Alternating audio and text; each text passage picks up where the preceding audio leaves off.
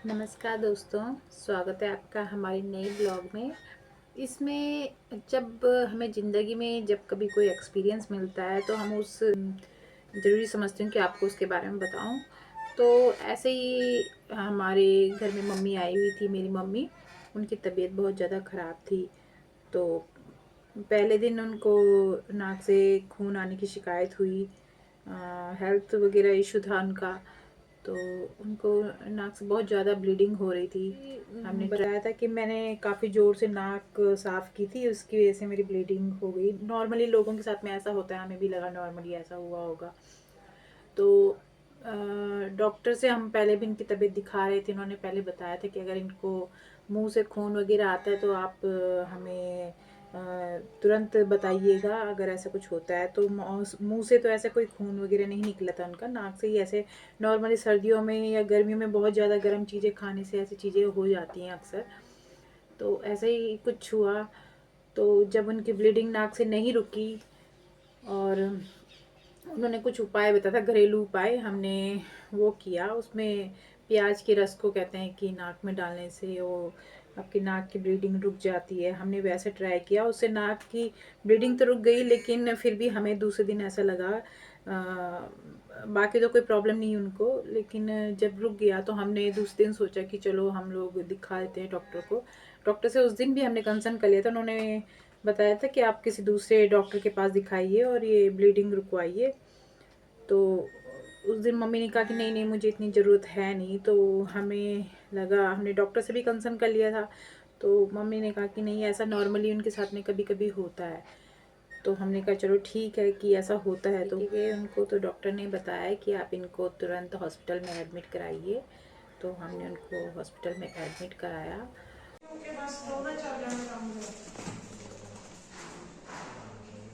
Ma'am,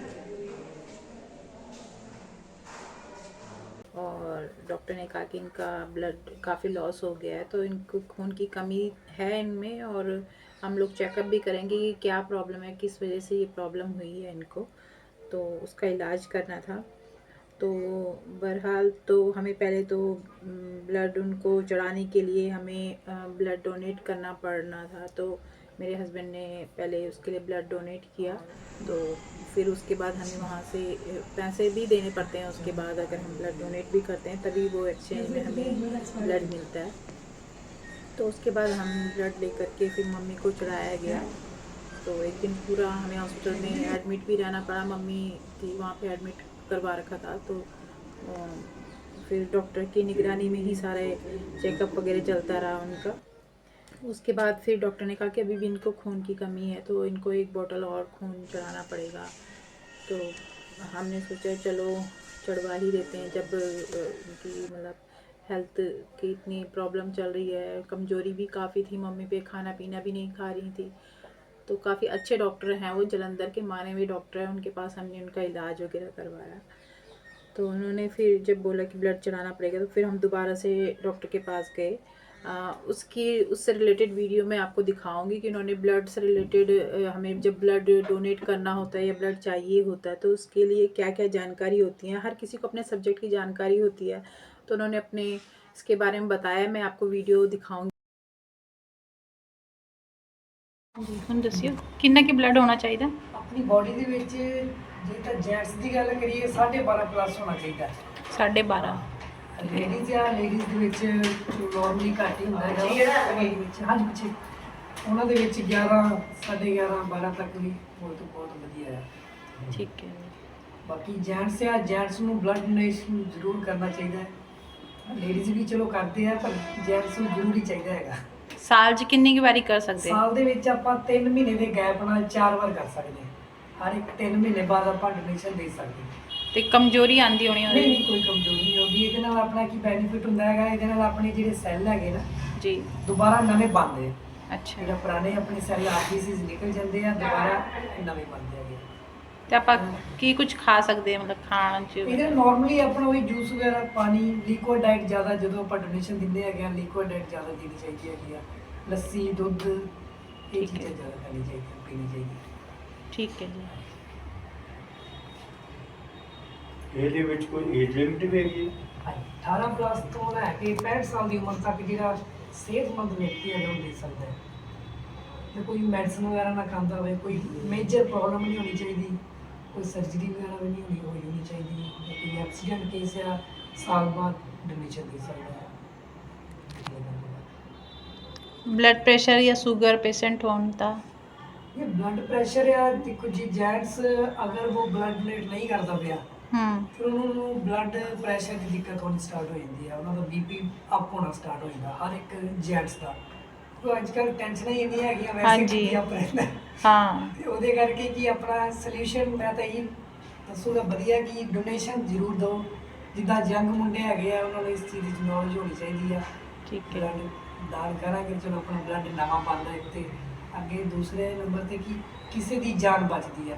हाँ जी। ਜਿਹਦੇ ਨਾਲ ਚਲੋ ਆਪਣਾ ਤਾਂ ਫਾਇਦਾ ਹੁੰਦਾ ਹੀ ਹੈ, ਅੱਗੇ ਵੀ ਕਿਸੇ ਦੀ जान भी बचा सकते परोपकारी हो गया मतलब। ਬਹੁਤ ਵਧੀਆ ਹੈ। ਕਈ ਕਹਿ ਦਿੰਦੇ ਹੈਗੇ ਕਿ ਬਲੱਡ ਵੇਚਦੇ ਹੈਗੇ ਆ ਜਾਂ ਕੁਝ ਵੀ ਹੈ ਨਾ, ਪੈਸੇ ਲੈਂਦੇ ਆ ਉਸ ਚੀਜ਼ ਦੇ। ਉਹ ਮੈਂ ਦੱਸ ਦੇਣਾ ਕਿ ਉਹ ਪੈਸੇ ਨਾ ਸਿਰਫ ਬਲੱਡ ਦੇ ਟੈਸਟਿੰਗ ਫੀਸ ਹੁੰਦੀ ਆ। हाँ जी। ਜਿੱਦਾਂ ਕੋਈ ਬਲੱਡ ਸਾਡੇ ਕੋਲ ਦੇਣ ਆਉਂਦਾ ਹੈਗਾ ਵਾ, हम्म ਉਹਦੇ ਅਸੀਂ ਬਲੱਡ ਦੇ ਟੈਸਟ ਕਰਨੇ ਹੁੰਦੇ, ਕਾਲਾ ਪੀਲੀਆ, HIV, ਬਲੱਡ ਕਿੰਨਾ ਹੈਗਾ, ਗਲੂਕੋਜ਼ ਵਗੈਰਾ। ਉਸ ਤੋਂ ਬਾਅਦ ਜਿਹੜਾ ਪੇਸ਼ੈਂਟ ਦੇ ਨਾਲ ਸੈਂਪਲ ਹੁੰਦਾ ਹੈ ਉਹਦੇ ਨਾਲ ਮੈਚ ਕਰਕੇ ਜਾਂਦਾ ਹੈਗਾ। ਇਹ ਸਾਰੇ ਪ੍ਰੋਸੈਸਿੰਗ ਦੀ ਫੀਸ ਹੁੰਦੀ ਹੈ 1500-1600 ਰੁਪਇਆ। ठीक है जी। ਇਹ ਸਰਕਾਰ ਵੱਲੋਂ ਡੋਨੇਸ਼ਨ ਦਾ ਫਾਇਦਾ ਦੱਸੋਗੇ ਤੁਸੀਂ? ਡੋਨੇਸ਼ਨ ਦਾ ਮੈਨੂੰ ਫਾਇਦਾ ਇਹ ਹੈਗਾ ਕਿ ਇੱਕ ਤਾਂ ਆਪਣਾ ਬੀਪੀ ਵਗੈਰਾ ਕੰਟਰੋਲ ਰਹਿੰਦਾ, ਹਾਂ, ਤੇ ਦੂਸਰੇ ਨੰਬਰ ਤੇ ਆਪਣੀ ਬੋਡੀ ਦੇ ਟੈਸਟ ਹੋ ਜਾਂਦੇ ਆ। ਠੀਕ ਹੈ ਜੀ। ਕਿ ਆਪਣਾ ਜਿਹੜਾ ਮੈਡੀਕਲ ਟੈਸਟ ਜਿਹਨੂੰ ਆਪਾਂ ਕਹਿ ਦਿੰਦੇ ਆ ਉਹ ਆਪਣਾ ਚੈੱਕਅਪ ਹੋ ਜਾਂਦਾ ਹੈ ਜਿਹੜੇ ਡੋਨੇਸ਼ਨ ਦੇ ਰਿਹਾ। ਤੇ ਇਹਨਾਂ ਨੂੰ ਫਾਇਦਾ ਮਤਲਬ ਜਿੱਦਾਂ ਇਹ ਕਦੀ ਫਾਇਦਾ ਲੈਣਾ ਚਾਹੁੰਦੇ ਤੇ ਉਹਦਾ ਫਾਇਦਾ ਕੀ ਹੈ? ਜਿਹੜੇ ਬਲੱਡ ਡੋਨੇਟ ਕਰਨ ਆਉਂਦੇ ਹੈਗੇ ਆ, ਹਾਂਜੀ। ਉਹਨਾਂ ਨੂੰ ਬੈਨੀਫਿਟ ਇਹ ਹੈਗਾ ਕਿ ਜਿੱਦਾਂ ਕੋਈ ਬਲੱਡ ਦੇ ਕੇ ਜਾ ਰਿਹਾ ਸਾਡੇ ਕੋਲ, ਜਿਸ ਟਾਈਮ ਉਹਨੂੰ ਨੀਡ ਪੈਂਦੀ ਹੈਗੀ ਆ ਉਸ ਟਾਈਮ ਉਹ ਡੋਨੇਸ਼ਨਸ ਮਤਲਬ ਉਹਦੀ ਆਲਰੇਡੀ ਆਈ ਹੁੰਦੀ ਹੈ ਡੋਨੇਸ਼ਨਸ, ਬਾਅਦ ਵਿੱਚ ਉਹ ਸਾਡੇ ਕੋਲ ਵਿਦਆਊਟ ਰਿਪਲੇਸਮੈਂਟ ਲੈ ਸਕਦੇ ਆ ਲੋਕ। ਅੱਛਾ ਜੀ।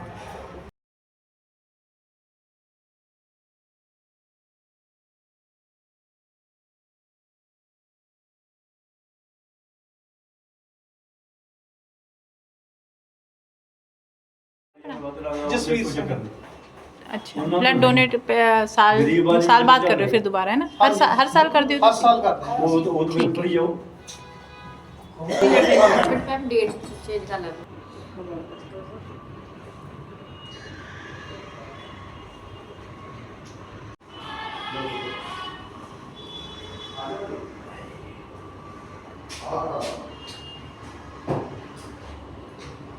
रिपोर्ट बस लिखती दोगे या वैसे ਵੈਸੇ ਤੁਹਾਨੂੰ ਵੈਸੇ ਦੱਸਾਂਗੇ, सेंड कर दोगे या की करोगे? ਤੁਹਾਨੂੰ ਵੈਸੇ ਵਰਬਲੀ ਦੱਸ ਦਾਂਗੇ, ਜੇ ਕੋਈ ਦਿੱਕਤ ਹੋਈ ਤਾਂ ਤੁਹਾਨੂੰ ਫੋਨ ਕਰ ਦਾਂਗੇ।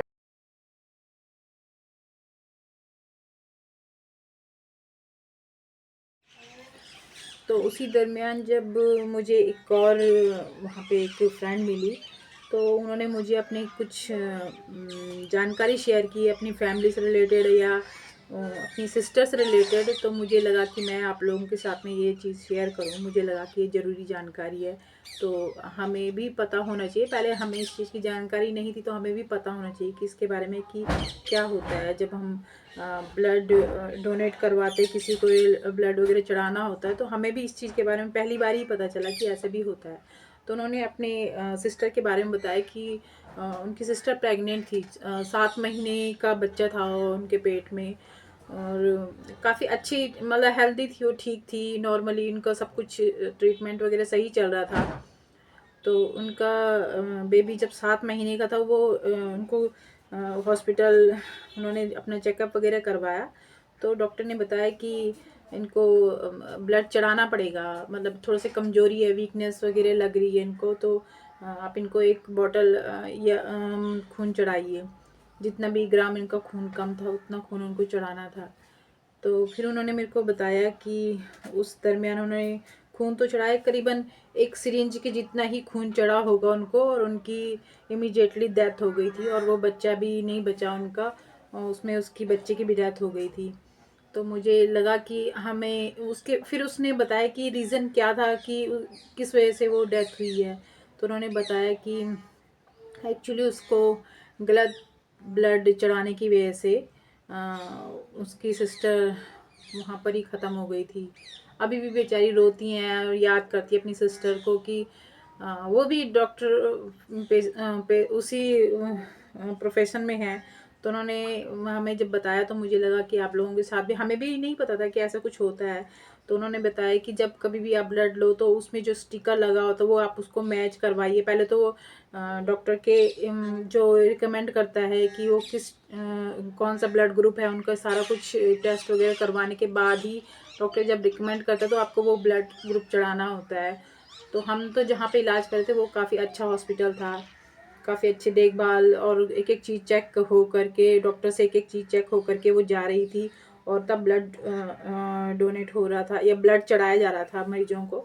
लेकिन मुझे लगा कि आप लोगों तक ये जानकारी पहुंचानी बहुत ज़रूरी, कि जैसा उस लड़की के साथ में हुआ, आप लोग भी जब कभी भी ब्लड वगैरह लेने जाएं तो वो प्लीज़ चेक कीजिए। वैसे तो वो लोग चेक करते हैं, बट आप लोगों की भी बेसिक नॉलेज के लिए कि आप लोग भी अपनी तरफ से कोशिश कीजिए कि वो जो आपको स्लिप दी गई है उसके अनुसार वो ब्लड ग्रुप मैच होता है, या पूरा उनका जो प्रोसीजर होता है आप भी अपना पूरे चेक करके और चढ़ाना चाहिए। वैसे तो वो लोग भी ठीक होते हैं, चेक करके ही देते हैं। मेरा ये वीडियो बनाने का उद्देश्य ये नहीं है कि आप लोगों में डर फैलाया जाए, लेकिन अच्छी जानकारी जब हमें कोई मिलती है तो हम लोग चाहते हैं कि वो भी आगे हम अपने दोस्तों को, अपने मित्रों को, लोगों को इस चीज़ की जानकारी हो। तो इस वजह से ये वीडियो बनाई गई है। तो मुझे लगा कि ये नॉलेज शेयर होना चाहिए, तो इस वजह से मैंने ये शेयर किया है। कुछ बेसिक नॉलेज तो हमें भी होना चाहिए, हर प्रोफेशन में हर कोई हर जानकारी नहीं रख सकता। तो इसके बेसिस पे ही मैंने ये वीडियो बनाई है कि ताकि जो चीज़ हमें पता लगी है तो हम भी आगे लोगों तक ये जानकारी पहुंचाएं, और सतर्क रहें आप लोग। जब कभी भी ऐसा कोई वाक़या होता है तो मतलब जागरूक रहें कि हाँ, सही प्रॉपर तरीके से इलाज हो रहा है, सही उनको ट्रीटमेंट मिल रहा है।